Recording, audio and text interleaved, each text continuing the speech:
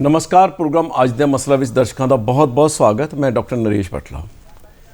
प्यारे दर्शकों, जे अजकल गल की जाए सब तो गंभीर तो जरूरी समस्या की, तो साडे जहन में जरूर सवाल आएगा करोना की महामारी बारे। अज असी करोना की महामारी बारे ही गल करांगे तो सरकारी उपरालियां बारे वधेरी जानकारी लवांगे। प्यारे दर्शकों, पिछले साल इन्हां दिनां दे विच ही करोना की महामारी शुरू हुई सी ते तकरीबन विचों ऐसा भी पड़ाव आया जदों लगन लग पिया तो करोना तो आलमोस्ट खत्म ही हो गया तो जीवन शैली दे विच ऐदा बदलाव आ गया कि जिद्दां असीं नॉर्मल लाइफ लीड करते पे हैं। लेकिन फिर दोबारा तो जिहड़ी नवीं सर्ज आई है, नवां ज़्यादा करोना बड़ी तादाद नाल वध रहा है, इसका की कारण है, सरकार इसलिए की कर रही है। तो प्यारे दर्शकों, इस बारे असीं विस्तार नाल गलबात करांगे। जिवें कि तुसीं जानते हो program live phone in program है। तुसीं प्रोग्राम के दौरान इस विषय नाल जुड़िया सवाल साडे नाल सीधा कर सकते हो। साडे टैलीफोन नंबर नोट करो 0181 281 42 61, 0181 281 42 64। तो सब तो पहला मैं तुहाडा तारुफ करा दा अज दे मेहमान नाल। साडे नाल अज रूबरू हन साडे जिले दे मेन अधिकारी डिप्टी कमिश्नर श्री घनश्याम थोरी जी। थैंक यू डॉक्टर साहब, थैंक यू। पहला तो तुहाडा बहुत बहुत स्वागत सर। तो प्यारे दर्शकों, तुसीं भी साडे नाल जुड़े हुए हो। जब तक तुसीं साडे नाल जुड़दे हो मैं DC साहब नाल गलबात शुरू करदा। सर, सब तो पहला साडे दर्शकों नूं ये दसो कि जिद्दां हुण इदां महामारी यकदम ही वधने शुरू हो गए केसिस, कि कारण की है, क्यों सडन इदां सर्ज आ गई? जिद्दां हुण कल दी न्यूज़ सीगी कि 500 के आस-पास केसिस आ गए, तो इहदा की मुख तौर पर कारण की लगता है? देखो, जिहड़ा हुण डॉक्टर साहब अपना देख रहे हैं केसिस, जिहड़ा वेव 2 जिहड़ी है देश दे विच वो चालू हो गई है जी। भारत दे विच भी देखिए तो पहला केसिस कोई पीक जिन्ना मैनू याद है ऑफ एंड फिगर 96-97 हज़ार की फिगर सीगी इंडिया दे विच। पूरे भारत दे विच वेव जदों 1 चल रही सीगी, असी 1 लाख का फिगर कदे क्रॉस नहीं किते, फिर ये ड्रॉप होके ऑलमोस्ट 8-10 हज़ार लैवल ते आ गई सीगी।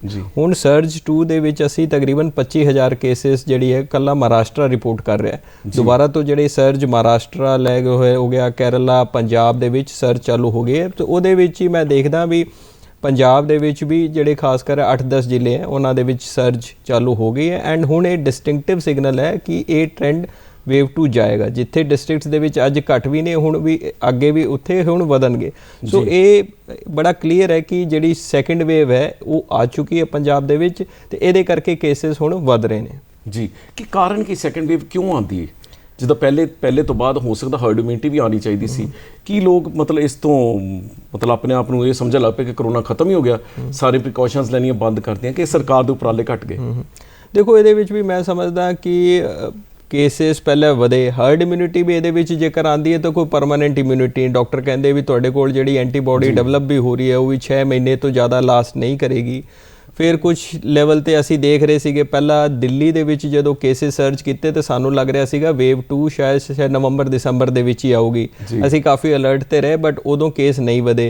तो किते ना किते देखो, क्योंकि 8-9 महीने हो गए सीगे, एनफोर्समेंट भी क्योंकि सानू पब्लिक तो भी फीडबैक आंदा भी हुण चलान ड्राइव है, थोड़ा जी सख्ताई घटाई जाए, तो वो थोड़ी जी एनफोर्समेंट भी थोड़ी रिलैक्स हुई सीगी क्योंकि लोग भी बड़े परेशान सीगे। तकरीबन हुण तक जलंधर जिले दे विच commissionerate area and SSP rural की फिगर देख लिए 4.5 करोड़ के चलान भरे गए सीगे फॉर वेरीअस जे स्पिटिंग का होवे, मास्क ना पाण हो या लाल गैदरिंग का। सो हुण इस तो बाद आ वेव 2 जिहड़ी हैगी मेरे हिसाब नाल इम्यूनिटी आई नहीं है। एक होर वड्डा रीजन वेव दा आने दी भी जिस लैवल ते सानू वैक्सीनेशन करानी चाहिए उस लैवल ते वैक्सीनेशन दे लई लोकी अगे नहीं आ रहे हैं। साडी इस टाइम भी 80% जिहड़ी कैपेसिटी वो खाली जा रही है, सिर्फ 20% जिहड़ी वैक्सीनेशन की ड्राइव चल रही है। फ्रंटलाइन वर्कर ते जिहड़े साडे हैल्थ केयर वर्कर है वो तो कवर हो चुके ने, बट जिहड़ी ओपन कैटेगरी है उस मैं अपील करना चाहांगा कि वध तो वध जल्दी वैक्सीनेशन कराइए ताकि आप इस जिहड़ी महामारी तो आपे आगे वधीए। सो इस करके अर्ली वैक्सीनेशन मैं समझदा बहुत जरूरी है। हाँ जी। डॉक्टर साहब, जिहड़े DC साहब, साडे दर्शकों ਨੂੰ ਇਹ ਦੱਸੋ ਕਿ ਜਿਹੜਾ ਇਹ ਹੁਣ ਉਪਰਾਲਾ ਵਾ सरकार की उपराले कर रही, जिद्दां सिविल हस्पताल दे विच की सहूलतां वधा रही है, किस तरह की सहूलतां प्राइवेट विच दे रही है? क्योंकि केसिस तो वध रहे हैं, आलमोस्ट कई जगह तुसीं पता करो तो बैड भी नहीं मिल रहे, तो उहदे लई सरकार की उपराला कर रही है? सो ये बारे मैं दसना चाहांगा कि पहला भी जदों ये वेव आई सीगी तो कोविड दे विच सिविल हॉस्पिटल नूं असी डेडिकेटेड कोविड हॉस्पिटल डिकलेयर किया जी। जलंधर दे विच एक बड़ी प्रॉब्लम ये आती है कि जलंधर ਪੰਜਾਬ ਦਾ ਉਸ ਵੱਡਾ ਜ਼ਿਲ੍ਹਾ ਵੀ ਹੈ, ਪਰ ਇੱਥੇ ਕੋਈ ਗਵਰਨਮੈਂਟ ਕਾਲਜ ਨਹੀਂ ਹੈ, ਇੱਥੇ ਮੈਡੀਕਲ ਕਾਲਜ ਨਹੀਂ ਹੈ। ਸੋ ਇਹ ਬੜੀ ਇਸ਼ੂ ਹੈ। ਜਿੱਦਾਂ ਆਪਣੇ ਅੰਮ੍ਰਿਤਸਰ ਹੈ ਮੈਡੀਕਲ ਕਾਲਜ, ਪਟਿਆਲੇ ਹੈ, ਲੁਧਿਆਣੇ ਦੇ ਵਿੱਚ ਗਵਰਨਮੈਂਟ ਨਹੀਂ ਹੈ, ਬਟ ਡੀਐਮਸੀ ਤੇ ਸੀਐਮਸੀ ਵੱਡੇ ਸੈਟਅਪ ਨੇ। ਜਲੰਧਰ ਦੇ ਵਿੱਚ ਇੱਕ ਦਿੱਕਤ ਇਹ ਆਉਂਦੀ ਹੈ ਸਾਨੂੰ ਵੀ ਇੱਥੇ ਪ੍ਰਾਈਵੇਟ ਸੈਟਅਪਸ ਨੂੰ, ਜਦੋਂ ਲਾਸਟ ਈਅਰ ਦੀ ਗੱਲ ਕਰਾਂ, ਜਦੋਂ ਮੈਂ ਜੁਆਇਨ ਕੀਤਾ, ਇੱਥੇ ਇੱਕ ਵੀ ਹਸਪੀਟਲ ਟਰੀਟ ਨਹੀਂ ਕਰ ਰਿਹਾ ਸੀਗਾ। ਉਸ ਤੋਂ ਅੱਜ ਦੀ ਡੇਟ 'ਚ ਸਾਡੇ ਨਾਲ 52 ਹਸਪੀਟਲ ਜੁੜੇ ਹੋਏ ਨੇ ਤੇ ਬੈੱਡ ਅਵੇਲੇਬਿਲਿਟੀ ਅੱਜ ਦੀ ਡੇਟ ਤੇ, ਅੱਜ ਮੈਂ ਹੁਣ ਆਉਣ ਤੋਂ ਪਹਿਲਾਂ ਵੀ ਦੇਖ ਕੇ ਆ ਰਿਹਾ, ਸਾਡੀ 50% ਬੈੱਡਸ ਖਾਲੀ ਨੇ। ਸੋ ਇਹ ਸਿਵਲ ਦੇ ਵਿੱਚ ਜਾਂ ਪ੍ਰਾਈਵੇਟ? ਸਿਵਲ ਵੀ ਖਾਲੀ ਹੈ ਤੇ ਪ੍ਰਾਈਵੇਟ ਵੀ 50% ਬੈੱਡ ਖਾਲੀ ਨੇ। ਐਂਡ ਇਹ ਜਿਹੜਾ ਡੇਟਾ ਹੈ ਤੁਸੀਂ ਜਲੰਧਰ ਡਿਸਟ੍ਰਿਕਟ ਦੀ ਸਰਕਾਰੀ ਵੈਬਸਾਈਟ ਤੇ ਡੇਲੀ ਦੇਖ ਸਕਦੇ ਹੋ। ਅੱਜ ਵੀ ਸ਼ਾਮ ਨੂੰ ਅਪਲੋਡ ਹੋਗਾ, ਰੋਜ਼ ਸ਼ਾਮ ਨੂੰ ਡਿਸਟ੍ਰਿਕਟ ਜਲੰਧਰ ਦੀ ਵੈਬਸਾਈਟ ਤੇ ਦੇਖ ਸਕਦੇ ਹੋ। ਇਸ ਤੋਂ ਇਲਾਵਾ ਸਾਡਾ ਜਿਹੜਾ ਕੋਵਿਡ ਕੰਟਰੋਲ ਰੂਮ ਨੰਬਰ ਹੈ, ਜਿਹਦਾ ਨੰਬਰ ਹੈ 222 44 17, ਤੁਸੀਂ ਇਸ ਨੰਬਰ ਤੇ ਵੀ 222 44 17 ਜਿਹੜਾ ਕੋਵਿਡ ਕੰਟਰੋਲ, ਇਸ ਨੰਬਰ ਤੇ ਵੀ ਕੋਈ ਵੀ ਫੋਨ ਕਰਕੇ ਇਹ ਪੁੱਛ ਸਕਦਾ ਕਿਸ ਹਸਪੀਟਲ ਦੇ ਵਿੱਚ ਕਿੰਨੇ ਬੈੱਡ ਖਾਲੀ ਨੇ।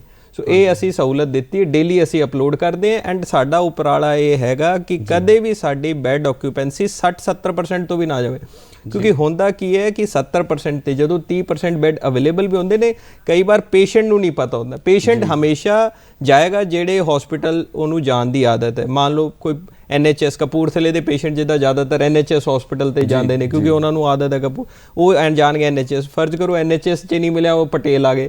ਜੇਕਰ ਉਹ ਪਹਿਲੇ 2-3 ਹਸਪੀਟਲ ਦੇ ਵਿੱਚ ਉਹਨਾਂ ਨੂੰ ਨਹੀਂ ਮਿਲਿਆ ਤਾਂ ਉਹ 52 ਹਸਪੀਟਲ ਟਰੀਟ ਕਰ ਰਹੇ ਨੇ, ਉਹਨਾਂ ਨੂੰ ਬਾਕੀਆਂ ਦਾ ਨਹੀਂ ਮਾਲੂਮ ਹੁੰਦਾ। ਇਸ ਕਰਕੇ ਅਸੀਂ ਡੇਲੀ ਵੈਬਸਾਈਟ ਤੇ ਪਾਉਂਦੇ ਰੂਟੀਨ ਦੇ ਵਿੱਚ, ਐਂਡ ਇਹ ਮੇਨਟੇਨ ਕਰਦੇ ਕਿ 50-60% ਤੋਂ ਨਹੀਂ ਵਧਣੀ। ਸੋ ਅਸੀਂ ਆਲਰੇਡੀ ਹੀ ਜਿਹੜੇ ਪਿਛਲੀ ਵਾਰ ਵੇਵ 1 ਜਿਹਨੂੰ ਕਹੀਏ, ਉਹਦੇ ਵਿੱਚ 314 ਬੈੱਡ ਦੀ ਪੀਕ ਕੈਪੈਸਿਟੀ ਸੀਗੀ, ਉਹ 309 ਬੈੱਡ ਅੱਜ ਅਸੀਂ ਕਰ ਲਏ ਤੇ ਸਾਨੂੰ ਉਮੀਦ ਹੈ ਇਸ ਲਈ ਅਸੀਂ ਹੋਰ ਅੱਗੇ ਜਾ ਕੇ, these are only level 3 bed ICU beds ਦੀ ਗੱਲ ਕਰ ਰਹੇ, ਜ਼ਿਆਦਾਤਰ ਸ਼ਾਰਟੇਜ ICU ਬੈੱਡਸ ਦੀ ਆਉਂਦੀ ਹੈ, ਬਾਕੀ ਤਾਂ ਉਹ ਅਸੀਂ ਉਹ ਅਸੀਂ 350 ਬੈੱਡ ਤੱਕ ਸਾਨੂੰ ਉਮੀਦ ਹੈ ਵੀ ਬਾਏ ਇਸ ਹਫਤੇ ਦੇ ਐਂਡ ਤੱਕ ਅਸੀਂ ਇਹਨੂੰ 350 ਲੈ ਜਾਵਾਂਗੇ। ਹਾਂਜੀ। ਇਹ ਸਰ ਜਿਹੜੀ ਤੁਸੀਂ ਲੈਵਲ 3 ਦੀ ਗੱਲ ਕੀਤੀ, ਜਿਹੜੇ ਪ੍ਰਾਈਵੇਟ ਹਸਪੀਟਲਸ ਹੈ ਇਹਨਾਂ ਕੋਲ ਲੈਵਲ 3 ਦੇ ਬੈੱਡਸ ਹੈ ਜਿਹੜੇ 52 ਹਸਪੀਟਲਸ ਹੈ? ਹਾਂਜੀ, ਜੋ ਮੈਂ ਇਹ 314 ਬੈੱਡਸ ਦੀ ਗੱਲ ਕਰ ਰਿਹਾ, ਜਿਹੜਾ 314 ਲਾਸਟ ਟਾਈਮ ਦੇ ਸੀਗੇ, 309 ਅੱਜ ਦੀ ਰਿਪੋਰਟ, ਇਹ ਸਿਰਫ L3 ਬੈੱਡਸ ਨੇ ਪ੍ਰਾਈਵੇਟ ਐਂਡ ਗਵਰਨਮੈਂਟ ਇੰਕਲੂਡ ਕਰਕੇ। ਜੀ।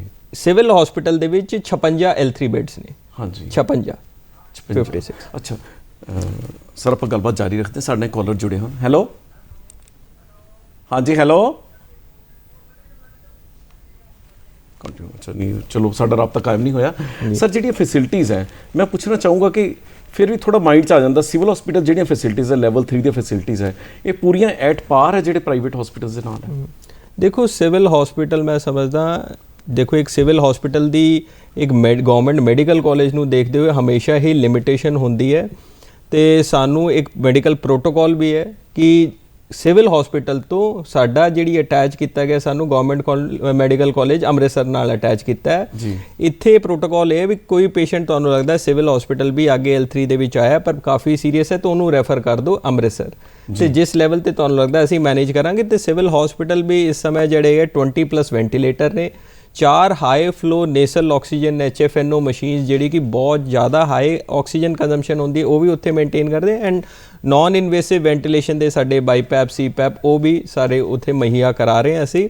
ਐਂਡ ਹੁਣੇ ਅਸੀਂ ਤਕਰੀਬਨ 90 ਲੱਖ ਰੁਪਏ ਲਗਾ ਕੇ ਆਕਸੀਜਨ ਪਲਾਂਟ ਵੀ ਕਮਿਸ਼ਨ ਕਰ ਰਹੇ ਹਾਂ, ਜਿਹਦਾ ਅੱਜ ਟਰਾਇਲ ਰਨ ਹੋ ਰਿਹਾ ਕਿਉਂਕਿ ਪਿਛਲੀ ਵਾਰ ਕੁਝ ਆਕਸੀਜਨ ਦਾ ਵੀ ਇਸ਼ੂ ਬਣ ਰਿਹਾ ਸੀਗਾ ਤੇ ਇਸ ਵਾਰ ਅਸੀਂ ਉਹਨੂੰ ਦੇਖਦੇ ਹੋਏ ਕਰ ਲਿਆ, ਐਂਡ ਇਸੇ ਹਫਤੇ ਦੇ ਵਿੱਚ ਹੀ ਸਾਡਾ ਫੁੱਲ ਫਲੈਜਡ ਆਕਸੀਜਨ ਪਲਾਂਟ ਵੀ ਅਸੀਂ ਕਮਿਸ਼ਨ ਕਰ ਲਾਂਗੇ। ਸੋ ਡੀਸੈਂਟ ਕੁਆਲਿਟੀ ਆਫ ਕੇਅਰ ਮੈਂ ਸਮਝਦਾ ਸਿਵਲ ਹਸਪੀਟਲ ਡਿਲੀਵਰ ਕਰ ਰਿਹਾ। ਹਾਂਜੀ ਸਰ, ਸਾਡੇ ਨਾਲ ਇੱਕ ਹੋਰ ਕਾਲਰ ਜੁੜੇ ਹਨ। ਹੈਲੋ, ਹੈਲੋ, ਆਪਣਾ ਸਵਾਲ ਕਰੋ ਜੀ। ਹਾਂਜੀ, ਨਮਸਕਾਰ ਜੀ। ਨਮਸਕਾਰ ਜੀ, ਆਪਣਾ ਸਵਾਲ ਕਰੋ। ਬੋਰੀ ਸਾਹਿਬ ਨਮਸਕਾਰ। ਹਾਂਜੀ, ਨਮਸਕਾਰ ਜੀ। ਸਰ, ਮੇਰਾ ਸਵਾਲ ਬੜਾ ਸਿੰਪਲ ਜਿਹਾ ਵੀ ਆਮ ਪਬਲਿਕ ਨੂੰ ਕਿੱਦਾਂ ਜਾਗਰਿਤ ਕੀਤਾ ਜਾ ਰਿਹਾ ਤੇ ਟੀਕੇ ਦੇ ਪ੍ਰਤੀ ਲੋਕਾਂ ਦੇ ਮਨਾਂ 'ਚ ਬੜੀਆਂ ਗਲਤ ਭਾਵਨਾਵਾਂ ਨੇ ਜੀ, ਇਹਦੇ ਨਾਲ ਕੋਈ ਡੈਥ ਹੋ ਸਕਦੀ ਹੈ, ਇਹਦੇ ਨਾਲ ਬੁਖਾਰ ਹੋ ਜਾਂਦਾ, ਇਹ ਪਰੇਸ਼ਾਨ ਕਰਦਾ ਟੀਕਾ, ਬਾਅਦ 'ਚ ਇਹਨੂੰ ਨਾ ਲਗਵਾਓ, ਐਸੀਆਂ ਫੋਮਾਂ ਨੇ। ਇਹਦੇ ਲਈ ਗੌਰਮੈਂਟ ਜਾਂ ਤੁਹਾਡਾ ਜਲੰਧਰ ਡਿਪਾਰਟਮੈਂਟ ਕਿਸ ਤਰ੍ਹਾਂ ਨਾਲ ਪਬਲਿਕ ਨੂੰ ਜਾਗਰੂਕ ਕਰ ਰਿਹਾ ਜੀ? ਸੋ ਇਹਦੇ ਬਾਰੇ ਮੈਂ ਦੱਸਣਾ ਚਾਹਾਂਗਾ ਕਿ ਇੱਕ ਤਾਂ AEFI ਇਵੈਂਟਸ ਇੱਕ ਟੈਕਨੀਕਲ ਵਰਡ ਯੂਜ਼ ਹੁੰਦਾ ਹੈ, ਐਡਵਰਸ ਇਵੈਂਟਸ ਫੋਲੋਇੰਗ ਇਮਿਊਨਾਈਜੇਸ਼ਨ ਕਿ ਕੋਈ ਇਮਿਊਨਾਈਜੇਸ਼ਨ ਹੁੰਦੀ ਹੈ ਤੇ ਉਸ ਤੋਂ ਬਾਅਦ ਕੀ ਐਡਵਰਸ ਇਵੈਂਟਸ ਨੇ, ਤੇ ਜਲੰਧਰ ਦੇ ਵਿੱਚ ਕੋਈ ਵੀ ਇਸ ਤਰੀਕੇ ਦਾ ਸੀਰੀਅਸ ਐਡਵਰਸ ਇਵੈਂਟਸ ਕੋਈ ਵੀ ਨੋਟਿਸ ਨਹੀਂ ਕੀਤਾ ਗਿਆ। ਜਿੰਨੇ ਸਾਡੇ ਫਰੰਟਲਾਈਨ ਵਰਕਰ ਨੇ, ਮੈਂ ਆਪ ਵੀ ਦੋਨੋਂ ਵੈਕਸੀਨ ਦੇ ਦੋਨੋਂ ਸ਼ਾਟ ਲਗਵਾ ਚੁੱਕੇ ਹਾਂ, ਸਾਡੇ ਇੱਥੇ ਕਮਿਸ਼ਨਰ ਪੁਲਿਸ SSP ਉਹ ਵੀ ਲਗਵਾ ਚੁੱਕੇ ਨੇ, ਐਂਡ ਸਾਡੀ ਫੋਰਸਿਸ ਦਾ ਵੀ ਕਾਫੀ ਹੁਣ ਚੰਗੀ ਕਵਰੇਜ ਹੋ ਗਈ ਹੈ। ਸੋ ਹੁਣ ਓਪਨ ਕੈਟੇਗਰੀ ਦੇ ਵਿੱਚ ਮੈਂ ਜ਼ਰੂਰ ਚਾਹ ਰਿਹਾ ਕਿ ਜਿਹੜੇ 60+ ਸਾਡੀ ਆਬਾਦੀ ਹੈ ਜਾਂ 45+ ਕੋਮੋਰਬਿਡ ਹੈ, ਦੇਖੋ ਜਿਹੜੀ ਡੈਥਸ ਦਾ ਡੇਟਾ ਆਪਾਂ ਐਨਾਲਾਈਜ਼ ਕਰਦੇ ਤਾਂ ਮੈਕਸਿਮਮ ਡੈਥਸ ਇਸ ਕੈਟੇਗਰੀ ਦੇ ਵਿੱਚ ਹੋ ਰਹੀ ਹੈ। ਜੇਕਰ ਮੈਂ ਇਕੱਲੇ 60+ ਜਿਹੜੀ ਆਬਾਦੀ ਹੈ ਜਾਂ 45+ ਕੋਮੋਰਬਿਡਿਟੀ, ਖਾਸ ਕਰ ਮੈਂ ਸਮਝਦਾ ਹਾਈ BP ਜਾਂ ਸ਼ੂਗਰ ਦੀ ਜੇਕਰ ਹੈ, ਇਹ ਪੋਪੂਲੇਸ਼ਨ 2-2.5 ਲੱਖ ਆਬਾਦੀ ਜਲੰਧਰ ਜ਼ਿਲ੍ਹੇ ਦੀ ਇਕੱਲੀ ਐਲੀਜੀਬਲ ਹੈ ਅੱਜ ਦੀ ਡੇਟ 'ਚ। ਪਰ ਹੁਣ ਤੱਕ ਜਿਹੜੀ ਕਵਰੇਜ ਹੋਈ ਹੈ ਉਹ 20,000 ਦੇ ਆਸ-ਪਾਸ ਜਿਹੜੀ ਹੈ ਵੈਕਸੀਨੇਸ਼ਨ। 20,000 ਵੈਕਸੀਨੇਸ਼ਨ ਲੱਗੀ ਹੈ। ਹਾਂਜੀ, ਮਤਲਬ ਇਹ ਮੈਂ ਸਿਰਫ ਗੱਲ ਕਰਾਂ ਓਪਨ ਕੈਟੇਗਰੀ। ਇਸ ਤੋਂ ਇਲਾਵਾ 20-25,000 ਜਿਹੜੇ ਹੈਗੇ ਹੋਰ ਸਾਡੇ ਫਰੰਟਲਾਈਨ ਹੈਲਥ ਕੇਅਰ ਵਰਕਰ ਉਹ ਕਵਰ ਹੋਏ ਨੇ, ਪਰ ਓਪਨ ਕੈਟੇਗਰੀ। ਹੁਣ ਜਿਹੜੀ ਸਾਡੀ ਕੈਪੈਸਿਟੀ ਵੀ, ਕਿਉਂਕਿ ਅੱਜ ਤੋਂ ਅਸੀਂ ਸਾਰੇ ਜਿਹੜੇ ਈਵਨ ਪ੍ਰਾਇਮਰੀ ਹੈਲਥ ਸੈਂਟਰ ਹੈ, ਅੱਜ ਅਸੀਂ ਇਹ ਕੀਤਾ ਵੀ ਜਿੰਨੇ ਵੀ ਸਾਡੇ ਗਵਰਨਮੈਂਟ ਦੇ ਰੂਰਲ ਮੈਡੀਕਲ ਆਫਿਸਰ ਹੈ ਉਹਨਾਂ ਨੂੰ ਸਿਵਲ ਸਰਜਨ ਦੇ ਅੰਡਰ ਕਰਤਾ ਵੀ ਤੁਸੀਂ ਸਾਰੇ ਜਿਹੜੇ PHC ਲੈਵਲ ਤੇ ਵੀ ਵੈਕਸੀਨੇਸ਼ਨ ਡਰਾਈਵ ਚਾਲੂ ਕਰੋ, ਤੇ ਹੁਣ 33 PHC ਲੈਵਲ ਤੇ ਵੀ ਵੈਕਸੀਨੇਸ਼ਨ ਲੱਗ ਰਹੀ ਹੈ। ਸੋ 95 ਸਾਈਟਸ ਤੇ ਸਾਡੀ ਡੇਲੀ ਕੈਪੈਸਿਟੀ ਆਲਮੋਸਟ 10,000 ਟੱਚ ਕਰ ਗਈ ਹੈ।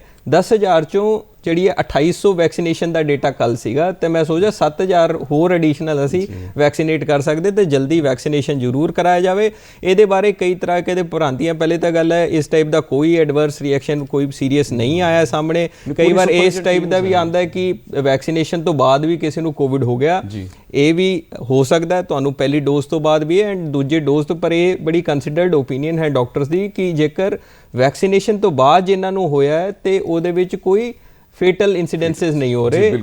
UK ਬੜਾ ਹੀ ਸਕਸੈਸਫੁਲ ਐਗਜ਼ਾਮਪਲ ਹੈ ਜਿੱਥੇ ਆਹੀ ਸਾਡੀ ਕੋਵਿਸ਼ੀਲਡ ਯੂਜ਼ ਹੋ ਰਹੀ ਹੈ, ਉਹਨਾਂ ਦੀ ਮੋਰਟੈਲਿਟੀ ਦੇ ਵਿੱਚ ਬਹੁਤ ਜ਼ਿਆਦਾ ਡ੍ਰੌਪ ਆਇਆ ਐਂਡ ਬਹੁਤ ਜ਼ਿਆਦਾ ਜਾਨਾਂ ਬਚੀਆਂ ਨੇ ਵੈਕਸੀਨੇਸ਼ਨ ਕਰਕੇ। ਸਰ ਸਾਡੇ ਇੱਕ ਹੋਰ ਕਾਲਰ ਜੁੜੇ ਹਨ। ਹੈਲੋ ਹਾਂਜੀ ਗਿੱਲ ਸਾਹਿਬ ਆਪਣਾ ਸਵਾਲ ਕਰੋ। ਮੰਚ ਤੇ ਬੈਠੇ ਦੋਨੋਂ ਪਰਸਨ ਨੂੰ ਪਿਆਰ ਭਰੀ ਸਤਿ ਸ੍ਰੀ ਅਕਾਲ ਜੀ। ਸਤਿ ਸ੍ਰੀ ਅਕਾਲ ਜੀ। ਹਾਂਜੀ, ਮਾਸਟਰ ਸੁਖਦੇਵ ਸਿੰਘ ਗਿੱਲ ਬੋਲਦਾ ਜੀ, ਪਜਾਮਾ ਪਿੰਡ ਤੋਂ। ਹਾਂਜੀ, ਬਹੁਤ ਸਵਾਗਤ। ਹਾਂਜੀ ਹਾਂ, ਸ਼ੁਕਰੀਆ ਜੀ ਸਾਹਿਬ। ਅਸੀਂ ਇੱਕ ਟੀਚਰ ਹੋਣ ਦੇ ਨਾਤੇ ਨਾ ਇੱਕ ਮਨ ਦੇ ਵਿੱਚ ਇਹ ਟੈਨਸ਼ਨ ਆ ਵੀ ਬੱਚੇ ਆ ਨਾ ਸਾਡੇ ਜਿਹੜੇ ਉਹ ਬੜੀ ਕੋਮਲ ਪ੍ਰੋਪਰਟੀ ਹੁੰਦੀ ਹੈ ਸਾਡੀ, ਔਰ ਅਸੀਂ ਉਹਨਾਂ ਦੀ ਕੇਅਰ ਵਾਸਤੇ ਪੇਰੈਂਟਸ ਨੂੰ ਵੀ ਇਹ ਚੀਜ਼ ਜ਼ਰੂਰੀ ਹੁੰਦੀ ਹੈ ਤੇ ਇੱਕ ਟੀਚਰ ਦਾ ਵੀ ਬਰਡਨ ਬਣ ਜਾਂਦਾ ਹੈ। ਮੈਂ ਸਾਹਿਬ ਹੋਰਾਂ ਤੋਂ ਇਹੀ ਪੁੱਛਣਾ ਚਾਹੁੰਦਾ ਵੀ ਜਿਹੜੇ ਸਾਡੇ ਸਕੂਲ ਨੇ, ਸਾਡੇ ਟੀਚਰ ਨੇ, ਉਹਨਾਂ ਨੂੰ ਤੁਸੀਂ ਕਿੰਨੇ ਕੁ ਟਾਈਮ ਤੱਕ ਜਿਹੜਾ ਵੈਕਸੀਨ ਹੈ, ਜਿਹੜੀ ਮੈਡੀਸਨ ਉਹਨਾਂ ਤੱਕ ਪਹੁੰਚ ਜਾਏਗੀ? ਕਿਉਂਕਿ ਬੜਾ ਡਰ ਲੱਗਦਾ ਹੁੰਦਾ ਕਿ ਬੱਚੇ ਸਾਡਾ ਭਵਿੱਖ ਨੇ, ਤੇ ਕਿਸ ਤਰੀਕੇ ਨਾਲ ਮੈਡੀਸਨ ਜਿਹੜੀ ਹੈ ਦਿੱਤੀ ਜਾਊਗੀ? ਹਸਪੀਟਲ ਆਉਣਾ ਪਵੇਗਾ ਜਾਂ ਉਹਨਾਂ ਨੂੰ ਸਕੂਲ ਦੇ ਵਿੱਚ ਹੀ ਇਦਾਂ ਟ੍ਰੀਟਮੈਂਟ ਦਿੱਤਾ ਜਾਊਗਾ ਜੀ? ਧੰਨਵਾਦ, ਮਿਹਰਬਾਨੀ। ਪਹਿਲਾਂ ਟੀਚਰਾਂ ਦੀ ਗੱਲ ਕਰ ਰਹੇ ਐਕਚੁਅਲੀ। ਹਾਂਜੀ, ਸੋ ਇਹਦੇ ਵਿੱਚ ਇਹ ਹੈ ਕਿ ਗਵਰਨਮੈਂਟ ਆਫ ਇੰਡੀਆ ਦਾ ਜਿਹੜਾ ਜਨਰਲ ਨੋਰਮ ਹੈ, ਜਨਰਲ ਨੋਰਮ ਤਾਂ 60+ ਪੋਪੂਲੇਸ਼ਨ ਐਂਡ 45+ ਕੋਮੋਰਬਿਡ ਹੈ। ਸੋ ਕੋਈ ਵੀ ਟੀਚਰ ਜੇਕਰ 45+ ਹੈ ਏਜ ਤੇ ਕੋਈ ਕੋਮੋਰਬਿਡਿਟੀ ਹੈ ਸ਼ੂਗਰ BP ਦੀ, ਤੇ ਉਹ ਸਰਟੀਫਿਕੇਟ ਦੇ ਕੇ ਕੋਈ ਵੀ ਉਸ ਓਪਨ ਕੈਟੇਗਰੀ ਦੇ ਵਿੱਚ ਲਗਾ ਸਕਦਾ ਹੈ।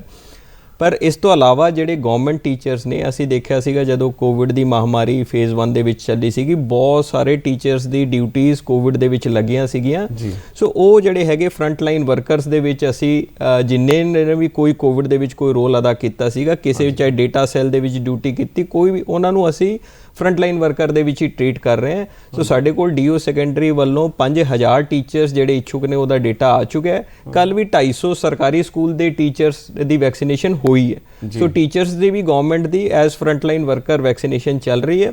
ਇਸ ਤੋਂ ਇਲਾਵਾ ਅੱਜ ਵੀ ਸਾਡੀ CM ਸਾਹਿਬ ਨਾਲ VC ਦੇ ਵਿੱਚ ਅਸੀਂ ਮੁੱਦਾ ਚੱਕਿਆ ਪ੍ਰਾਈਵੇਟ ਸਕੂਲ ਦੇ ਟੀਚਰਸ ਦਾ, ਕਿ ਪ੍ਰਾਈਵੇਟ ਸਕੂਲ ਦੇ ਟੀਚਰਸ ਹੈ ਜਾਂ ਕੋਈ ਹੋਰ ਸੁਪਰ ਸਪਰੈਡਰਸ ਨੇ, ਜਿੱਦਾਂ ਕਿ ਕਿਸੇ ਮੈਰਿਜ ਪੈਲੇਸ ਜਾਂ ਰੈਸਟੋਰੈਂਟ ਦੇ ਵਿੱਚ ਜਿਹੜੇ ਵੇਟਰਸ ਨੇ ਜਿਹੜੇ ਸਰਵ ਕਰਦੇ ਨੇ, ਜੇਕਰ ਉਹ ਬਹੁਤ ਜ਼ਿਆਦਾ ਸੁਪਰ ਸਪਰੈਡਰ ਹੋ ਸਕਦੇ ਹੈ, ਜਾਂ ਜਿੱਦਾਂ ਬਾਰਬਰ ਸ਼ਾਪ ਹੈ, ਇੱਕ ਹੀ ਬਾਰਬਰ ਇੰਨੇ ਲੋਕਾਂ ਨੂੰ ਨਾਈ ਡੀਲ ਕਰ ਰਿਹਾ। ਸੋ ਇਸ ਤਰੀਕੇ ਦੀ ਕੈਟੇਗਰੀ ਨੂੰ ਵੀ ਉਹ CM ਸਾਹਿਬ ਵੱਲੋਂ ਪ੍ਰਾਈਮ ਮਿਨਿਸਟਰ ਨਾਲ ਜਦੋਂ VC ਹੁੰਦੀ ਉੱਥੇ ਮੁੱਦਾ ਚੱਕਿਆ ਜਾ ਰਿਹਾ। ਸ਼ਾਇਦ ਅੱਗੇ ਇਹਦੇ ਵਿੱਚ ਕੋਈ ਰਿਲੈਕਸੇਸ਼ਨ ਮਿਲੇ। ਜੀ, ਮੈਂ ਸੋਚਦਾ ਕਿ ਵੈਕਸੀਨੇਸ਼ਨ ਤਾਂ ਸਾਰਿਆਂ ਨੂੰ ਲਗਵਾਉਣੀ ਚਾਹੀਦੀ, ਜਿਹੜਾ ਵੀ ਇਸ ਚੀਜ਼ ਦਾ ਕੈਟਾਗਰੀ 'ਚ ਆਉਂਦਾ ਉਹਨੂੰ ਜ਼ਰੂਰ ਲਗਵਾਉਣੀ ਚਾਹੀਦੀ, ਕਿਉਂਕਿ ਵਿਕਲਪ ਤਾਂ ਹੋਰ ਕੋਈ ਹੈ ਨਹੀਂ।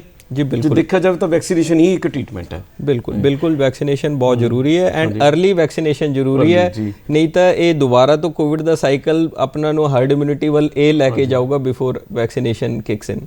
ਸੋ ਖਾਸ ਕਰ ਮੈਂ ਸਮਝਦਾ ਕੋਮੋਰਬਿਡ ਪੋਪੂਲੇਸ਼ਨ, ਦੇਖੋ ਜਿਹੜੇ 60 ਪਲੱਸ ਹੋ ਗਏ ਔਰ ਕੋਮੋਰਬਿਡਿਟੀ ਹੈ ਤਾਂ ਡੈਥਸ ਨੂੰ ਜਦੋਂ ਜਲੰਧਰ ਦੇ ਵਿੱਚ ਹੁਣ ਤੱਕ 800 ਮੌਤਾਂ ਹੋਈਆਂ ਨੇ ਕੋਵਿਡ ਕਰਕੇ, ਜਦੋਂ ਤੁਸੀਂ ਐਨਾਲਿਸਿਸ ਕਰੋਗੇ ਸੋ ਮੈਕਸਿਮਮ ਜਿਹੜੀ ਹੈਗੀ 60 ਪਲੱਸ ਵਿਦ ਮਲਟੀਪਲ ਕੋਮੋਰਬਿਡਿਟੀਜ਼, ਐਂਡ ਕੋਮੋਰਬਿਡਿਟੀਜ਼ ਦੇ ਵਿੱਚ ਵੀ ਤੁਸੀਂ ਦੇਖੋਗੇ maximum sugar and blood pressure ਦੇ ਦੋਨੋਂ ਹੋਵੇ ਤਾਂ ਹੋਰ ਡੇਂਜਰਸ ਹੈ। ਸੋ ਮਲਟੀਪਲ ਸੋ ਉਸ ਕੈਟੇਗਰੀ ਨੂੰ ਬਹੁਤ ਜਲਦੀ ਜ਼ਰੂਰੀ ਹੈ ਕਿ ਵੈਕਸੀਨੇਸ਼ਨ ਲਿੱਤੀ ਜਾਵੇ। ਹਾਂਜੀ, ਇਹ ਸਰ ਇੱਕ ਹੋਰ ਦੱਸਣਾ ਸਾਡੇ ਦਰਸ਼ਕਾਂ ਨੂੰ ਕਿ ਜਿੱਦਾਂ ਹੁਣ ਇੰਨੇ ਜ਼ਿਆਦਾ ਕੇਸਿਸ ਵੱਧ ਰਹੇ ਆ, ਸਰਕਾਰ ਉਹਦੇ ਕੋਈ ਉਪਰਾਲਾ ਕਿਉਂ ਨਹੀਂ ਕਰ ਰਹੀ? ਕਿਉਂਕਿ ਬਹੁਤ ਜ਼ਿਆਦਾ ਦੇਖੋ ਨਾ ਇੰਸੀਡੈਂਸ 500 ਆ ਰਹੇ ਹਨ ਕਿ ਜਿੱਦਾਂ ਹੁਣ ਮੈਂ ਗਿਆ ਅੱਜ ਮੈਰਿਜ ਤੇ ਗਏ, ਇੱਕ ਫੰਕਸ਼ਨ ਤੇ ਗਏ, 200-300 ਦੀ ਗੈਦਰਿੰਗ ਵੈਸੇ ਹੀ ਲੱਗ ਰਹੀ ਸੀ, ਮਤਲਬ ਕੋਈ ਮਾਸਕ ਦਾ ਪਰਹੇਜ਼ ਨਹੀਂ ਹੈ, ਕੋਈ ਇਹਦੇ ਲਈ ਸਰਕਾਰ ਕੋਈ ਸਖਤ ਜਿਹਾ ਉਪਰਾਲਾ ਕਿਉਂ ਨਹੀਂ ਕਰ ਰਹੀ? ਸੋ ਇੱਕ ਤਾਂ ਇਹਦੇ ਵਿੱਚ ਮੈਰਿਜਸ ਨੂੰ ਲੈ ਕੇ ਫੰਕਸ਼ਨ ਦਾ ਜਾਂ ਕੋਈ ਹੋਰ ਹੈ, ਸਭ ਤੋਂ ਪਹਿਲਾਂ ਜਿਹੜੇ ਇਸ ਸਮੇਂ ਦੀ ਗਾਈਡਲਾਈਨਸ ਨੇ ਉਹ ਆਊਟਡੋਰ ਗੈਦਰਿੰਗਸ ਨੂੰ 200 ਦੇ ਉੱਤੇ ਤੇ ਇਨਡੋਰ ਗੈਦਰਿੰਗ ਨੂੰ 100 ਤੇ ਲਿਮਿਟ ਹੈ। ਉਸ ਤੋਂ ਇਲਾਵਾ ਅਸੀਂ ਜਲੰਧਰ ਜ਼ਿਲ੍ਹੇ ਦੇ ਵਿੱਚ 246 ਮੈਰਿਜ ਪੈਲੇਸਿਸ ਨੇ, ਅਸੀਂ 246 ਦੇ 46 ਤੋਂ ਇੱਕ ਨੋਡਲ ਪਰਸਨ ਦਾ ਨਾਮ ਲਿਆ ਜਿਹਨੂੰ ਅਸੀਂ ਕਹਿੰਦੇ ਹਾਂ ਕੋਵਿਡ ਮੋਨੀਟਰ, ਜਿਹੜਾ ਕਿ ਜ਼ਿੰਮੇਵਾਰ ਹੋਊਗਾ। ਕੱਲ ਨੂੰ ਕਿਸੇ ਵੀ ਮੈਰਿਜ ਪੈਲੇਸ ਦੇ ਵਿੱਚ ਕੋਈ ਗੈਦਰਿੰਗ ਨੋਰਮਸ ਨੂੰ ਵਾਇਓਲੇਟ ਕਰਦੀ ਹੈ ਐਂਡ FIR ਦਰਜ ਕਰਨੀ ਪੈਂਦੀ ਤਾਂ ਕੋਵਿਡ ਮੋਨੀਟਰ ਜਿਹੜਾ ਕਿ ਉੱਥੇ ਦਾ ਨੋਡਲ ਅਫਸਰ ਉਹਦਾ ਵੀ ਨਾਮ ਦਰਜ ਕੀਤਾ ਜਾਊਗਾ। ਉਸ ਤੋਂ ਇਲਾਵਾ ਅਸੀਂ ਸਾਰਿਆਂ ਨੂੰ ਅੰਡਰ ਸੈਕਸ਼ਨ 144 ਹਦਾਇਤ ਦਿੱਤੀਆਂ ਨੇ ਵੀ ਤੁਸੀਂ 15 ਦਿਨਾਂ ਦੀ CCTV ਫੁਟੇਜ ਪ੍ਰੀਜ਼ਰਵ ਕਰੋਗੇ ਤੇ ਕੱਲ ਨੂੰ ਜੇਕਰ ਸ਼ਿਕਾਇਤ ਆਂਦੀ ਜੀ ਉੱਥੇ ਗੈਦਰਿੰਗ ਵੱਧ ਗਈ ਸੀਗੀ ਤਾਂ ਅਸੀਂ CCTV ਫੁਟੇਜ 15 ਦਿਨ ਦੀ ਹਰੇਕ ਕੋਈ ਇਸ ਟਾਈਪ ਦਾ ਮੈਰਿਜ ਪੈਲੇਸ ਪ੍ਰੀਜ਼ਰਵ ਕਰੇਗਾ। ਜੇਕਰ ਕੋਈ ਸਾਡੇ ਕੋਲ with proof and CCTV footage ਆ, ਅੱਜ ਕੱਲ੍ਹ ਤਾਂ ਕਿਉਂਕਿ ਹਰ ਕੋਈ ਮੋਬਾਈਲ ਲੈ ਕੇ ਘੁੰਮ ਰਿਹਾ ਹੁੰਦਾ, ਕੋਈ ਐਵੀਡੈਂਸ ਆਊਗੀ ਤਾਂ ਜ਼ਰੂਰ ਲਾਰਜ ਗੈਦਰਿੰਗ ਦੀ FIRs ਵੀ ਲਗਾਤਾਰ ਚੱਲ ਰਹੀਆਂ ਨੇ ਜੀ। ਸੋ ਆਲਮੋਸਟ ਮੈਂ ਸਮਝਦਾ ਕਿ ਕਮਿਸ਼ਨਰੇਟ ਪੁਲਿਸ ਐਂਡ SSP ਹਮੇਸ਼ਾ ਲਾਰਜ ਗੈਦਰਿੰਗਸ ਦੀ ਹੁਣ ਦੁਬਾਰਾ ਤੋਂ ਚਾਲੂ ਹੋ ਗਈ ਹੈ ਐਂਡ ਚਲਾਨ ਵੀ ਕੱਲ ਦੇ ਵਿੱਚ 1000 ਤੋਂ ਉੱਤੇ ਚਲਾਨਸ ਹੋਏ ਨੇ। ਸੋ ਡਰਾਈਵ ਫਿਰ ਤੋਂ ਐਨਫੋਰਸਮੈਂਟ ਦੀ ਸਟ੍ਰਿਕਟ ਹੋ ਗਈ ਹੈ। ਹਾਂਜੀ, ਇਹ ਕਹਿ ਰਹੇ ਸੀ ਕਿ ਪੁਲਿਸ ਵੱਲੋਂ ਇੰਸਟਰਕਸ਼ਨਸ ਆ ਰਹੀਆਂ ਕਿ ਜੇ ਕਿਸੇ ਨੇ ਮਾਸਕ ਨਹੀਂ ਪਾਇਆ ਤਾਂ ਉਹਦਾ RT-PCR ਕਰਵਾਓ, ਉਹਦਾ ਉਸੇ ਵੇਲੇ ਇਮੀਡੀਏਟਲੀ ਟੈਸਟ ਕਰਵਾਓ। ਸੋ ਅੱਜ ਇਹ ਡਿਸਕਸ਼ਨ ਹੋਇਆ ਸਾਡੀ ਜਦੋਂ CM ਸਾਹਿਬ ਦੀ VC ਚੱਲ ਰਹੀ ਸੀਗੀ। ਸੋ ਅਸੀਂ ਵੀ ਕੱਲ ਤੋਂ ਜਲੰਧਰ ਜ਼ਿਲ੍ਹੇ ਦੇ ਕੁਝ ਪੁਆਇੰਟਸ ਦੇ ਵਿੱਚ ਜਿੱਥੇ ਚੈੱਕ ਪੋਸਟ ਹੋਏਗੀ ਉੱਥੇ ਅਸੀਂ ਸੈਂਪਲਿੰਗ ਟੀਮ ਵੀ ਬਿਠਾਵਾਂਗੇ ਤੇ ਜਿਨ੍ਹਾਂ ਲੋਕਾਂ ਨੇ ਮਾਸਕ ਨਹੀਂ ਪਾਇਆ ਹੋਊਗਾ ਉੱਥੇ ਅਸੀਂ ਸੈਂਪਲਿੰਗ ਵੀ ਕਰਾਂਗੇ। ਸੋ ਅੱਜ ਇਹ ਡਿਸਕਸ਼ਨ ਹੋਈ ਹੈ ਐਂਡ ਇਹਨਾਂ ਨੂੰ ਕਿਹਾ ਗਿਆ ਹੈ ਕਿ ਜਿੱਥੇ ਵਾਇਓਲੇਸ਼ਨ ਬਿਲਕੁਲ ਬਲੈਟੈਂਟ ਚੱਲ ਰਹੀ ਹੈ ਕੁਝ ਪੁਆਇੰਟਸ ਤੇ ਜ਼ਰੂਰ ਮਾਸਕ ਲਗਵਾਇਆ, ਮਾਸਕ ਜਿੱਥੇ ਨਹੀਂ ਲਗਾ ਰਹੇ ਉੱਥੇ RT-PCR ਟੈਸਟ ਫਿਰ ਉਹਨਾਂ ਦਾ ਕੀਤਾ ਜਾਊਗਾ ਵਾਇਓਲੇਟਰਸ ਦਾ। ਆਪਾਂ ਗੱਲਬਾਤ ਜਾਰੀ ਰੱਖਦੇ, ਸਾਡੇ ਇੱਕ ਹੋਰ ਕਾਲਰ ਜੁੜਿਆ। ਹੈਲੋ, ਹਾਂਜੀ ਹੋਲਡ ਕੀਤਾ ਜੀ। ਹਾਂਜੀ ਹੰਸ ਜੀ, ਕੀ ਹਾਲ ਹੈ? ਤੁਹਾਡਾ ਸਵਾਗਤ ਹੈ। ਬਲਰਾਮ ਸਤਿ ਸ੍ਰੀ ਅਕਾਲ ਜੀ। ਸਤਿ ਸ੍ਰੀ ਅਕਾਲ ਜੀ। ਡਾਕਟਰ ਸਾਹਿਬ, ਹਾਂਜੀ ਮੈਂ ਰਿਣੀ ਆ ਪਰ ਤੁਸੀਂ ਬਹੁਤ ਮਾਰਸ਼ਲ ਡੀ ਸਾਡੇ ਜਲੰਧਰ ਦੇ ਉਹਨਾਂ ਦੇ ਦਰਸ਼ਨ ਕਰਾਤੇ ਆ ਜੀ, ਧੰਨਵਾਦ ਜੀ।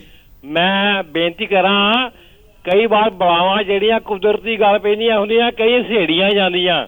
ਹਾਂਜੀ, ਜਿਹੜੀ ਇਹ ਬਿਮਾਰੀ ਦੀ ਜਿਹੜੀ ਬਲਾ ਨਾ ਅਸੀਂ ਆਪ ਸਹੇੜੀ ਆ। ਹਾਂਜੀ, ਅਸੀਂ ਜਿਹੜੀਆਂ ਵਧਾਈਆਂ ਦਿੱਤੀਆਂ ਨਾ, ਹਾਂਜੀ, ਉਹਨਾਂ ਲੋਕ ਲਾਪਰਵਾਹ ਹੋ ਗਏ। ਵਧਾਈਆਂ ਜੀ, ਅਸੀਂ ਫਤਿਹ ਪਾ ਰਹੇ ਜੀ, ਅਸੀਂ ਜਿਹੜੇ ਹੈਗੇ ਜੀ ਉਹ ਕਾਮਯਾਬ ਹੋ ਗਏ ਆ, ਪੂਰੇ ਸੰਸਾਰ ਭਰ 'ਚ ਅਸੀਂ ਜਿਹੜੇ ਆ ਉਹ 1 ਨੰਬਰ ਤੇ ਆ ਗਏ ਆ। ਇਹ ਗੱਲ ਸਾਨੂੰ ਲੈ ਕੇ ਬਹਿ ਗਏ, ਅਸੀਂ ਲਾਪਰਵਾਹ ਹੋ ਗਏ ਆ ਜੀ। ਜਿੱਥੇ ਸਾਡਾ ਸਮਾਜ ਦਾ ਪ੍ਰਵਾਹ ਹੋਇਆ ਉੱਥੇ ਜਿਹੜਾ ਸਾਡਾ ਸਿਹਤ ਵਿਭਾਗ ਆ ਉਹ ਢਿੱਲਾ ਪੈ ਗਿਆ। ਮੈਂ ਹੁਣ ਇੱਕ ਗੱਲ ਪੁੱਛਣਾ ਡੀ ਸਾਹਿਬ ਤੋਂ, ਪਰ ਤੁਸੀਂ ਤਾਂ ਮਾਰਸ਼ਲ ਹੈਗੇ ਆ, ਪਰ ਜਿਹੜੀ ਹੁੰਦੀ ਅਗਲੀ ਪਲੈਨਿੰਗ ਹੈਗੀ ਆ ਸਿਹਤ ਵਿਭਾਗ ਦੀ, ਉਹ ਕੀ ਹੈਗੀ ਆ? ਆਮ ਪਬਲਿਕ ਜਿਹੜੀਆਂ ਸਾਵਧਾਨੀਆਂ ਹੈਗੀਆਂ ਉਹ ਕਿੱਦਾਂ ਕਰਨੀਆਂ ਪੈਣਗੀਆਂ? ਇੱਕ ਵਕਤ ਉਹ ਸੀਗਾ ਜਿਹੜਾ ਪੂਰੇ ਪੰਜਾਬ ਦੇ ਵਿੱਚ ਜਿਹੜਾ ਜੰਤਰ 1 ਨੰਬਰ ਸੀ ਤੁਹਾਡੇ ਹੁੰਦੇ, ਅੱਜ ਜਿਹੜਾ ਜ਼ਿਲ੍ਹਾ ਸਾਡਾ ਹੈਗਾ ਉਹ 5ਵੇਂ ਨੰਬਰ ਤੇ ਆ। ਅਸੀਂ ਆਪਣੇ ਆਪ ਬਚਾਅ ਵਾਸਤੇ ਕੀ ਕਰੀਏ? ਜੀ ਕੋਈ ਨਹੀਂ, ਸਾਡਾ ਜ਼ਿਲ੍ਹਾ ਫਿਰ ਪਹਿਲੇ ਨੰਬਰ ਤੇ ਹੀ ਆ ਜਾਣਾ। ਨਹੀਂ, ਇਹਦੇ ਵਿੱਚ ਵੀ ਦੇਖਣਾ ਪਏਗਾ ਇਹ ਪਹਿਲੇ ਨੰਬਰ ਕੇਸ ਲੈਵਲ ਤੇ ਪਹਿਲਾ number absolute number of cases ਦੇ ਵਿੱਚ ਤਾਂ ਡੈਫੀਨਿਟਲੀ ਨਹੀਂ ਚਾਹਾਂਗੇ ਅਸੀਂ।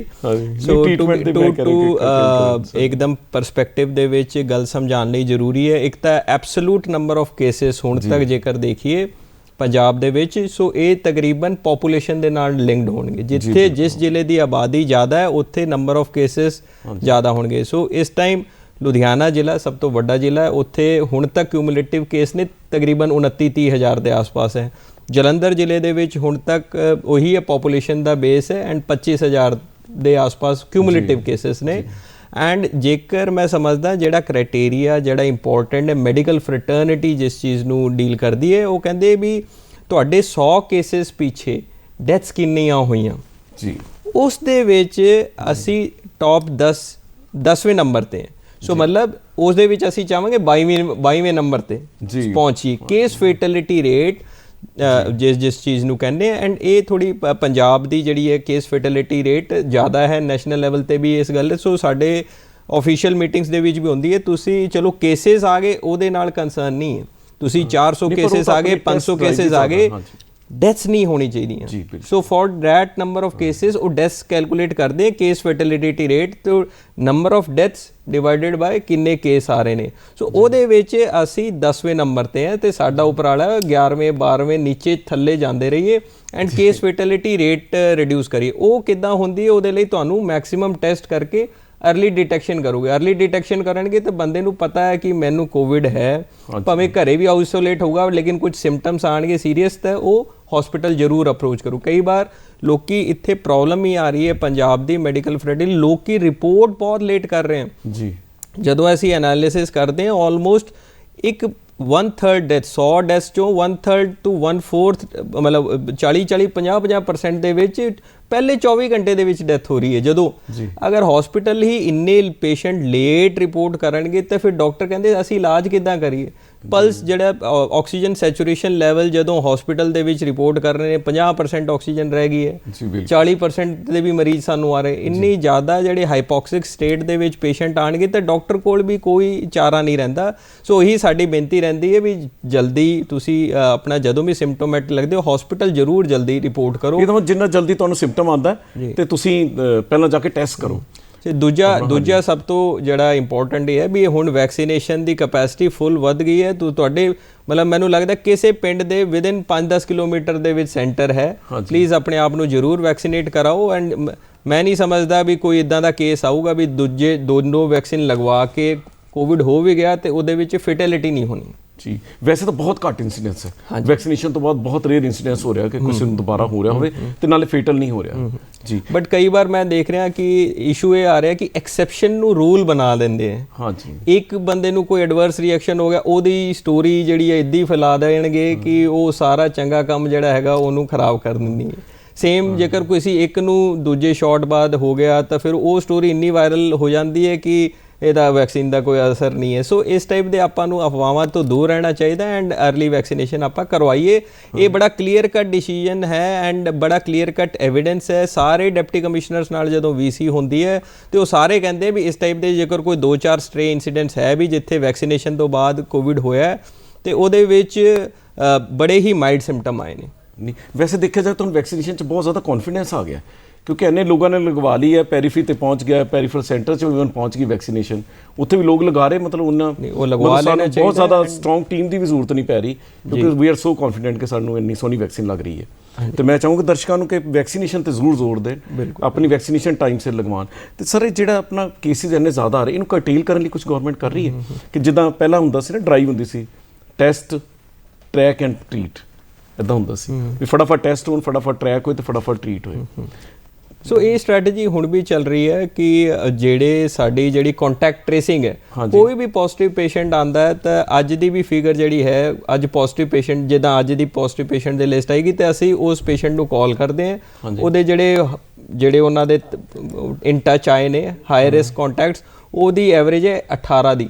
ਸੋ ਇੱਕ ਪੇਸ਼ੈਂਟ ਕੋਈ ਪੋਜ਼ਿਟਿਵ ਆ ਰਿਹਾ ਤੇ ਜਲੰਧਰ ਜ਼ਿਲ੍ਹੇ ਦੇ ਵਿੱਚ 18 ਉਹਦੇ ਇਨ ਜਨਰਲ, ਇਹ ਮੈਂ ਓਵਰਆਲ ਐਵਰੇਜ ਦੱਸ ਰਿਹਾ, 18 ਦੀ ਸਾਡੀ ਕੰਟੈਕਟ ਟ੍ਰੇਸਿੰਗ ਹੈ ਪਰ ਪੇਸ਼ੈਂਟ ਐਂਡ ਉਸ ਚੋਂ ਲਗਭਗ 70-75% ਜਿੱਥੇ ਹਾਈ ਰਿਸਕ ਹੈ ਕਿ ਮੈਂ ਹੱਥ ਮਿਲਾਇਆ ਸੀਗਾ ਕੋਈ ਹੋਰ ਹੈ ਨਾਲ ਬਹਿ ਕੇ, ਹਾਈ ਰਿਸਕ ਕੰਟੈਕਟ ਸਾਰੇ ਟੈਸਟ ਕੀਤੇ ਜਾ ਰਹੇ ਨੇ।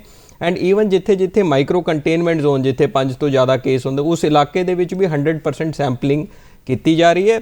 ਇਹ ਹੀ ਰੀਜ਼ਨ ਹੈ ਕਿ ਸਾਡੇ ਪੋਜ਼ਿਟਿਵਸ ਇਸ ਟਾਈਮ ਜ਼ਿਆਦਾ ਆ ਰਹੇ ਨੇ। ਬਟ ਪੋਜ਼ਿਟਿਵ ਤੋਂ ਗਵਰਨਮੈਂਟ ਆਫ ਪੰਜਾਬ ਵੀ ਬੜੀ ਕਲੀਅਰ ਇਸ ਗੱਲ 'ਤੇ ਕਿ ਸਾਡੀ ਕੇਸ ਫੈਟੈਲਿਟੀ ਰੇਟ ਘੱਟ ਹੋਣੀ ਚਾਹੀਦੀ ਹੈ ਐਂਡ ਸਾਡੀ ਬੈਡਸ ਦੀ ਅਵੇਲੇਬਿਲਿਟੀ ਪੂਰੀ ਹੈ। ਐਂਡ ਇਹ ਮੈਂ ਔਨ ਰਿਕਾਰਡ ਕਹਿ ਰਿਹਾ ਕਿ ਹੁਣ ਤੱਕ ਪਰ ਮਿਲੀਅਨ ਪੋਪੂਲੇਸ਼ਨ ਜਲੰਧਰ ਜ਼ਿਲ੍ਹੇ ਨੇ ਮੈਕਸਿਮਮ ਸੈਂਪਲਿੰਗ ਕੀਤੀ ਹੈ। ਪੰਜਾਬ ਦੇ 22 ਜ਼ਿਲ੍ਹਿਆਂ ਦੇ ਵਿੱਚ 22 ਜ਼ਿਲ੍ਹਿਆਂ 'ਚੋਂ ਜੇਕਰ ਪਰ 10 ਲੱਖ ਆਬਾਦੀ ਪਰ ਮਿਲੀਅਨ ਪੋਪੂਲੇਸ਼ਨ ਸੈਂਪਲਿੰਗ ਅਸੀਂ ਵੱਧ ਕਰ ਰਹੇ ਹਾਂ। ਐਂਡ ਰੀਸੈਂਟ ਟ੍ਰੈਂਡ ਵੀ ਕੱਲ ਵੀ ਅਸੀਂ 5000 ਤੋਂ ਜ਼ਿਆਦਾ ਸੈਂਪਲ ਕੀਤੇ। ਇਹ ਜਦੋਂ ਵੇਵ 1 ਆਈ ਸੀਗੀ, ਜਦੋਂ 350 400, ਉਦੋਂ ਦੇਖੋ ਪੋਜ਼ਿਟਿਵ ਘਟਾਉਣਾ ਬੜਾ ਆਸਾਨ ਕੰਮ ਹੈ। ਅਸੀਂ ਸੈਂਪਲਿੰਗ ਘਟਾ ਦਾਂਗੇ, ਪੋਜ਼ਿਟਿਵ ਕੇਸ ਘਟ ਹੋ ਜਾਣਗੇ, ਬਟ ਡੈਥਸ ਤਾਂ ਉੱਥੇ ਹੀ ਰਹਿਣੀ ਹੈ। ਤਾਂ ਸਾਡਾ ਕੇਸ ਹੈ ਪੋਜ਼ਿਟਿਵ ਨਾਲ, ਅਸੀਂ ਕੋਈ ਜ਼ਿਆਦਾ ਕੰਸਰਨ ਨਹੀਂ ਹੈ ਸਾਨੂੰ ਡੈਥਸ ਤੇ ਕੰਟਰੋਲ ਰੱਖਣਾ। ਸਰ ਤੁਸੀਂ ਬਹੁਤ ਵਧੀਆ ਜਾਣਕਾਰੀ ਦਿੱਤੀ। ਮੈਨੂੰ ਲੱਗਦਾ ਹਾਲੇ ਵਿਸ਼ਾ ਅਧੂਰਾ ਜਿਹਾ ਰਹਿ ਗਿਆ, ਮੇਰੀ ਗੱਲ ਪੂਰੀ ਕੰਪਲੀਟ ਨਹੀਂ ਹੋਈ, ਲੇਕਿਨ ਸਮਾਂ ਸਾਨੂੰ ਇਜਾਜ਼ਤ ਨਹੀਂ ਦਿੰਦਾ। ਬੜੀ ਸੋਹਣੀਆਂ ਲਾਈਨਾਂ ਦੇ ਨਾਲ ਮੈਂ ਗੱਲ ਖਤਮ ਕਰਾਂਗਾ कि कोई हाथ भी ना मिलाएगा अगर गले मिलोगे तपाक से, ये नए मिजाज का शहर है, ज़रा फासले से मिला करो। अपना एहतियात रखो, वैक्सीनेशन लगवाओ। ਅੱਜ ਦਾ ਸੰਦੇਸ਼ ਇਹ ਹੈ ਕਿ ਆਪਣੀ ਵੈਕਸੀਨੇਸ਼ਨ ਮੈਕਸਿਮਮ ਲਗਵਾਓ ਤੇ ਗਵਰਨਮੈਂਟ ਦਾ ਸਾਥ ਦਿਓ, ਉਹਦੀਆਂ ਇੰਸਟਰਕਸ਼ਨ ਦਾ ਸਾਥ ਦਿਓ। ਸਰ ਤੁਸੀਂ ਸਮਾਂ ਕੱਢ ਕੇ ਸਾਡੇ ਸਟੂਡੀਓ ਆਏ, ਸਾਡੇ ਦਰਸ਼ਕਾਂ ਨੂੰ ਬਹੁਤ ਵਧੀਆ ਜਾਣਕਾਰੀ ਦਿੱਤੀ, ਇਸ ਤੁਹਾਡਾ ਧੰਨਵਾਦ ਕਰਦੇ ਹਾਂ। ਤੇ ਮੈਂ ਦਰਸ਼ਕਾਂ ਦਾ ਵੀ ਧੰਨਵਾਦ ਕਰਦਾ ਜਿਹੜੇ ਸਾਡੇ ਨਾਲ ਜੁੜੇ ਰਹੇ। ਧੰਨਵਾਦ ਡਾਕਟਰ ਸਾਹਿਬ।